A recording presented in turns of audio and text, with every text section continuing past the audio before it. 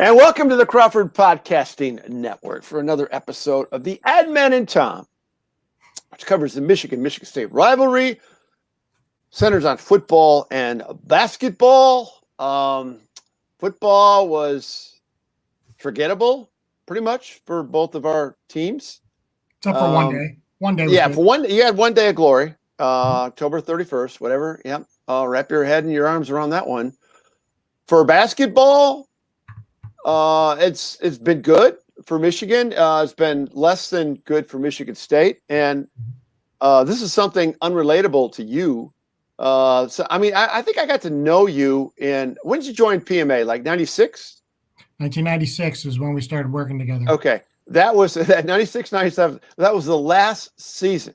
Michigan State was not in the final 64 until this year. I mean, a hell of a run, Stevie. But all good things. This is how you want to start this? This is how you want to I'm commending Michigan State for being on such a long streak. I like your very select choice of words on the field of 64. I think they made the tournament, though. That would be like saying prior to when they expanded the tournament in 1985, I believe, to 64 teams, that would be like saying, hey, you guys didn't make the field of 32. So there's a 68-team field now, and Michigan State did make it. Thank you very much. Yeah, you know what? I'm going back. This is not a shot at you. This is a shot. A general manager of Graf Chevrolet, Matt Sloan, who said to me in 2016, you guys aren't really in the tournament, are you? I mean, you're in this playing game, and which they did win the game, and they did advance. And I'll never forget that. I go, they're in the tournament. Well, they're not really in the tournament, right? And so I got to go see Matt and see how he if he's changed that definition. I'll say this: I am not shocked by your subtle attack on here, and I would also say I'm not sure I wouldn't have done the same thing. Well, at least you qualified it there. Yeah, so it's fair, but because I'm on this side, I will reject it. Oh, so you're Dikemba Mutombo in that commercial. You're just swatting everything. You're throwing the cereal into the grocery cart and I'm swatting it away. No. So I guess I won't ask you the other question. Did you buy a First Four T-shirt? Probably not appropriate for me to answer. That's fair. At the risk of adding on to my misery, although in a different way, when what reminds me of is when Michigan State went to the playoff in football, something your team hasn't even sniffed. Before the game, they were selling, Alabama, Michigan State T-shirts and stuff. And I remember my wife saying, "Are you going to get a T-shirt?" And I said, "Let's just see how the game goes. Because I don't want to have to wear this thing if things get out of control." And I think I made a good call there. Otherwise, it basically would be that shirt that's used for waxing the car, which I have a few of those. Yeah, I do. Yeah, I wasn't about to give you Wolverines any chance at mouthing off, stranger in public saying something about it. So right, okay. So let's go back to Michigan State, UCLA. Which, my God, you've been out of the tournament for 6 days now. It seems, wow, that's amazing. So what, you started out great. I mean, it's funny. The first dose, when Michigan State went up, 14, I thought, yep, Big Ten, man, they're going to show it. I mean, you got the team with the low, that was the last, has to play in the play-in game. Yep. And you better watch out. Is that you? That's you. That's me. I'm sorry about that. And yet all of a sudden that game just flipped. And UCLA is a good team. We're seeing that since that time. But what was your take on that game? 6 days ago for Michigan State. They had two guys that were playing above their weight, but they're good players. And Michigan State only has one good defender who could stop one of them. So in the first half, Aaron Henry's guarding one and the other one's going off. And in the second half, we switched because, hey, the kid's got the hot hand. Let's put Aaron Henry on him. And then the other guy goes off. So what are you going to do when you only have one guy that's a real stopper? That's a dilemma when no one else can step up and stop a hot hand that's out there. So that was the first problem. Second problem is you got a big lead. You're coming down the stretch.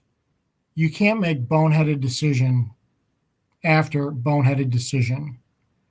Off the top of my head, and I haven't had the heart to go back and watch it, but from memory and not in any particular order, you can't have a guard shooting threes in crunch time that can't hit threes. Number one, the old joke or the old line when a player comes back to the coach and the coach says, "Why'd you shoot that three?" And he says, "I was wide open." What's the answer?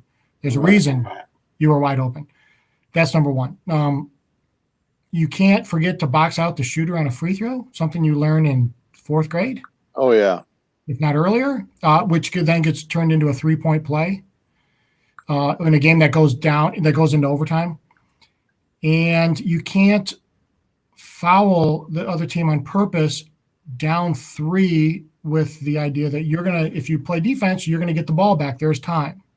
Mm-hmm. So just bad decisions down the stretch, which is, I think, unusual for a Tom Izzo coach team. And especially when you look at the previous squad, with Cassius and Tillman and those guys who were extremely high basketball IQ. This team just does not have that basketball IQ at crunch time. Yeah, that Hawkeyes got 27. Johnny Jusang, the guy that got hurt at the end, he had 23. Both were dynamite players. I swear to God, this NCAA tournament, this takes me back to the 80s. In the 80s, the Big Ten, all the Big Ten representatives that were in the tournament had these, had a pivot man. They were physical. They tried to bully people around. They didn't necessarily have the speed guards. And all of a sudden, we're seeing in the NCAA tournament, North Texas is a perfect example. They got this jitterbug guard blowing by Purdue. Although the three of the Big Ten teams lost in overtime, they shouldn't have lost. There was a couple of Big Ten teams that were playing, that were underdogs and they won. But it was the end. The optics at the end was bad, and UCLA is just one of those teams that you don't really see a lot in the Big Ten. Just like with the two sensational guards that Michigan went against in LSU, you just you don't Smart and Cam Thomas for LSU. It's like I haven't seen a pair of guards like that big, and we don't see that. Ayo Dosunmu, this is a style of play issue that I think Michigan State and the other Big Ten teams that lost were victimized by. Don't you think? Did the Big Ten seem slow compared to those guys? They look slow, absolutely. And these other guys, these other teams, and not just UCLA, but even these smaller schools, these guys can create their own shots. Absolutely. They're not stagnant. I don't know if they're fundamentally sound, but they get the athletes. I'm not sure the Big Ten could match up athletic-wise to some of these, especially some smaller schools. Now, that being said, you brought up Sumu, and I'm going to talk about something very specific here because to me this was the highlight of the first weekend. Loyola. Okay, so I sent you a text at some point during that game, around halftime. I said, "Is Illinois in trouble?" Yeah. I didn't watch the first half. Flipped it on sometime in the second half. First thing I see is that kid from Loyola, the center. Yeah, the guy looks like he works at Ace Hardware in the paint hardware department, paint department. Very, very well put. The guy that looks like he shows up for rec league basketball. Yes, he's got YMCA written all over him. Yep. And you're thinking, I got to bang with this chunkster all day? Like, no, thank you, right? Receding hairline, cheesy mustache. Yeah. He's the first player I saw. I went, come on. Yeah. No way can this team beat Illinois. Okay. Right. Don't judge a book by its cover. Sometimes I got to learn that the hard way. That kid was amazing. I thought he, in some ways, stole the show the first weekend. He stole the ball from Dosunmu, not once, twice down the stretch, where he just reached out and tapped it away from him. Right. Down the stretch. I was like, oh my, this kid is amazing. This 47-year-old kid, on leave from Ace Hardware was sensational. That you got to understand, a great coaching staff, which includes Drew Valentine, Carlton's son, Denzel's older brother. Their defensive scheme. Well, first of all, Loyola is the #1 rated defense in the entire country, ahead of Houston, which is really good. And they just discombobulated Illinois with their switches. I watched that entire game. I go, good Lord, I would want. You say this about when your team's still in it. You end up watching every team and you go, I want no part of that team. That's just the way you are. And I wouldn't want to play Loyola. I think they might win the whole damn thing. I'm not being. I don't think I'm being silly by saying that. They're good. They're good. And there's a couple other factors I get. Everybody talks about this unique COVID thing. There's no fans, so these little schools are not going into these 18,000 to 30,000 seat venues where they have this feeling of intimidation because it's almost like an AAU atmosphere. So it's almost like it evens the playing field in some regards. But there's also another way of looking at that. I thought it kind of hurts the little guys in some ways because, Illinois is going to have their fans there. Yeah, I know where you're going. Who's not an Illinois fan is going to be pulling for Loyola. Yeah, no, so I get that. Yeah. All the other combined forces would be, and the place would be electric for Loyola every time they scored. So I think it might hurt them in the beginning, but the longer they hang around, they win over the fans. You're right. You're exactly right. I was one of those. I cheered for St. Joseph when they beat Mark Aguirre and the Paul Blue Demons down in Dayton. It's like why? I said to myself, why am I doing this? I don't. These two Catholic schools, I don't give a shit about either one of them. But you end up. I guess it's human nature. You get suckered in to cheering for and watching something historic. Yes, I think that I think there's that. I was at that game, man. That was crazy. And you're thinking these kids, this is going to be a lifetime. Like Izzo likes to say, memory maker. If they can hold on here. I don't want to spend too much time in that Illinois game, but let me just say one other thing. The interesting aspect of that is the interstate matchup. So that would be like Michigan taking on Western. Is that fair? I don't know if that's a fair comparison, but I think so. Okay. So if that would happen, and with Illinois, it's like you can't. First of all the pressure's on you because you can't lose to the smaller school in the state because they're just chomping at the bit to get a piece of you. And B, part of you is like, we're a little too cool to have to play this school, so you don't. There's not maybe that all-out intensity. I don't know if that makes sense because we're better than them. Well, but that school's been to the Final Four more recent than you have. You could say that to Brett Underwood, and I thought Illinois was probably a little bit arrogant, going in thinking that's what I'm looking for. Yeah, pulling this thing out. Of course, you would know that word, arrogant. Well, and speaking of arrogance, I've come to the realization that I don't give a shit about the rest of the Big Ten, and the reason I say that, I don't care. Because all you care about is Michigan State, and all I care about is Michigan because. The Big Ten was falling, and you don't like to see that. But then I keep going back to those Big Ten timeouts and Big Ten tournament when they had these video things at Bankers Life or at United Center, and they showed the fans of every team singing their fight song, and everybody would cheer, ha ha, and all that. Ha ha, that's so much funny. Michigan would get up there, and 18,000 people would start booing, standing up and booing. So it's like. Everybody's cool about all those Big Ten teams, the uniformity of that whole arena. But then when Michigan gets up there, good Lord, it's like evil just walked into the room. And so screw the rest of the Big Ten, screw your team, screw everybody. And I'm just embracing the fact Michigan is carrying the banner of the Big Ten right now. Your thoughts? I love your manifestos and your thoughts. It's like you're going 90 miles an hour and you come to an abrupt stop and give me the baton and say, you run now.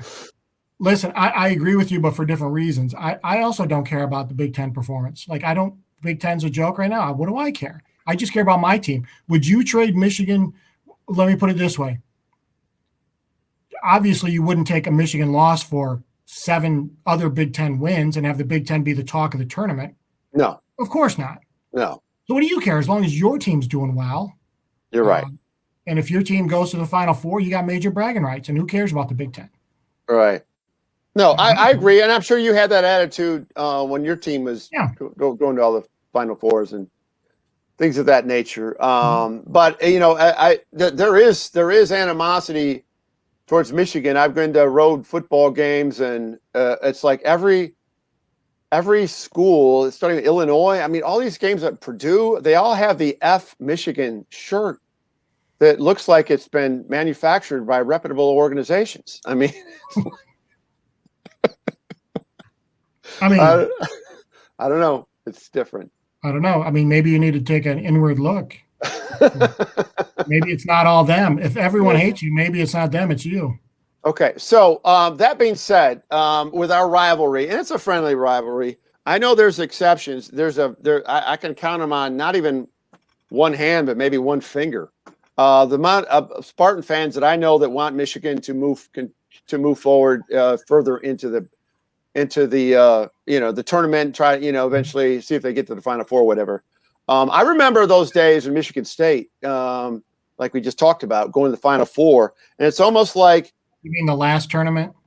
Do you remember all the way back then? Do you remember those days? Yeah. Do you remember that there's only 2 teams in college basketball that have been to 4 Sweet 16s, and one of them's not Michigan State? I remember those days. Yes. Like anyway, remembering Magic's team or something. Here's my point. I felt a sigh of relief when your team was eliminated. I'm just being honest. I feel the same way. Because, and it's really sad, but that's just the way it is. I mean, it's like for the first time in 30 years, I breathed a sigh of relief before the tournament. The 64 team started. It was a new experience for me. Mm-hmm. And there's something very relaxing and gratifying about that. I was hoping I was going to have that feeling when you guys played LSU, and I thought that was going to happen. Oh, my God, I bet you did. Let me tell you what LSU's problem was, okay? And I'm not a basketball X and O guy, so from, super fan watching at home. Second half, they start out scoring. The fouls are 6-1. You remember that, of course. Mm-hmm. Okay, Michigan had 6 fouls. What was there, 14 minutes left? Something like that? 13 minutes? Right.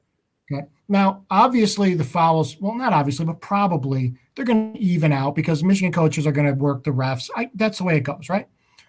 But what LSU needed to do was continue to drive the lane and win it at the free throw line, even that far out, and put Michigan, who does not have a deep bench, in deep jeopardy. So it seemed like LSU was driving the ball, but instead of seeking contact, they would drive the ball and then avoid contact with the shot and be off balance and pivot away from the defender, go into the defender, draw the foul. The main point should have been to draw the foul, not to score a somewhat degree of difficulty shot in the paint. And all those shots were missing. They get to the paint and miss. And I'm like, don't just drive into the player and you're going to get the call and you're going to get a million free throws. I think that's where they went wrong for a long stretch of that game. Yeah, I thought, as I mentioned before, Cameron Thomas, 40-minute warrior. Javonte Smart, 40-minute warrior. Two best guards I've seen play against Michigan all year. Mm-hmm. DeSumo didn't play against Michigan, so that's why I could say it. Those 2 cats, best players they've ever played. They both were 10 of 23 from the field. They were perfect from the free throw line. So getting to the free throw line is important. No question about it. Yeah, Michigan did switch up their defense a little bit. And Franz Wagner, who I was saying pretty much screaming at the TV during, when are you going to step up, dude, in big time games and make lotto pick performance highlights here? When are you going to do that, Franzi? I mean, you're a good player. You're a great player against, maybe Rutgers or Penn State, but I want to see you deliver big time in a big time moment. And it took him to the final 5 minutes, and he did it defensively. That's what it's going to take. But yeah, I agree with you. I would have, if I'm in Texas Southern showed this the other night. just drive these just drive them, man, Yep. because they are not defensively.